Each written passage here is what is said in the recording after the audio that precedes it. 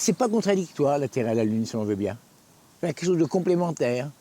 Mais ça me permettait comme ça de jouer avec la Lune avec ses 4 quartiers, la Terre qui devient un globe, hein, complètement un globe, et puis le jeu des têtes qui disent « ouais, je suis d'accord, je suis pas d'accord, oh bah tiens, l'autre côté, je suis en souffrance », alors que celle-là, elle est plutôt réflexive.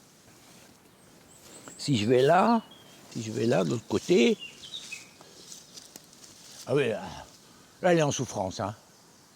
Là, la Terre est vraiment en souffrance, elle croise les bras, elle est meurtrie. Là aussi, à chaque fois, il y a une contrainte, quoi. On sent que la Terre, c'est notre Terre. Quand on dit notre Terre, notre planète, c'est ça.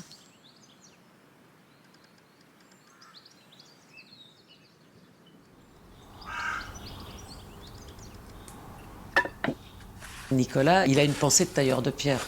C'est-à-dire que c'est dans le travail qu'il acquiert sa dignité de présence au monde.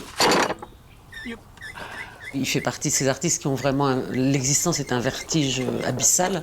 Et donc, pour construire des barrières, il faut travailler. C'est le seul moyen de ne pas tomber.